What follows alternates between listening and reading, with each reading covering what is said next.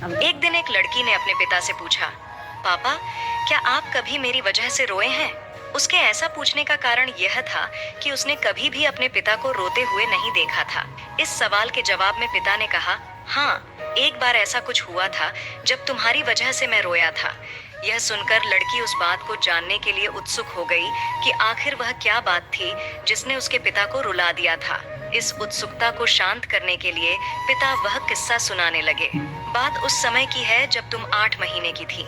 एक दिन मैंने तुम्हारे सामने 3 चीजें रखी, एक पेन, एक सिक्का और एक खिलौना। मैं यह जानना चाहता था कि तुम उन तीनों चीजों में से क्या उठाओगी।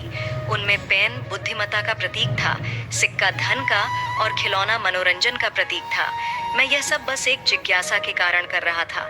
मेरे लिए यह जानना बहुत रोचक था कि मेरी बेटी के लिए आगे जाकर क्या सबसे अधिक मायने रखेगा। मैं तुम्हारे सामने बैठकर बेसब्री से तुम्हारे अगले कदम का इंतजार कर रहा था। मैंने देखा कि कुछ देर बैठकर तुम उन चीजों को देखती रही, फिर घुटनों के बल पर चलते हुए उनकी ओर बढ़ी। जब मैंने तुम्हें आगे बढ़ते हुए देखा तो मेरी धड़कनें मानो रुक सी गईं। लेकिन अगले ही पल तुमने उन सभी चीजों को अपने हाथ से एक तरफ हटा दिया और आगे बढ़कर मेरी गोद में चली आई। बस यही वह पल था जब मेरा दिल भर आया था और तुम्हारी वजह से मैं रो पड़ा था।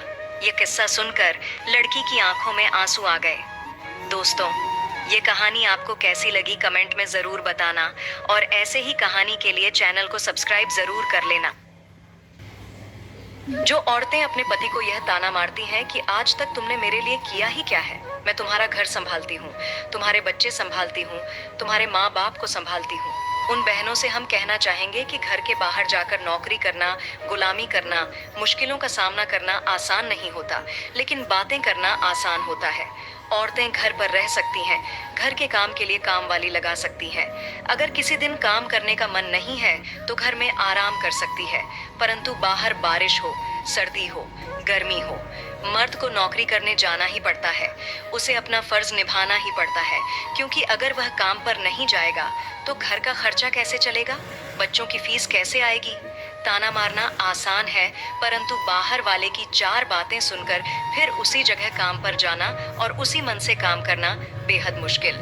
इसलिए हम शादीशुदा बहनों से हाथ जोड़कर विनती करते हैं कि अपने पति से 2 शब्द मीठा बोला कीजिए। और अगर आपको हमारी बातें अच्छी लगी हो तो लाइक और सब्सक्राइब जरूर कर दीजिए। अपराधी को फांसी होनी थी, लेकिन राजा ने उसे 2 विकल्प दिए। पहला तो फांसी में लटक कर मरना और दूसरा गुप्त दरवाजे के उस पार जाना। लेकिन किसी को पता नहीं था कि उस गुप्त दरवाजे के उस पार क्या है। अपराधी यह सोचकर डर गया कि उस गुप्त दरवाजे के उस पार क्या होगा।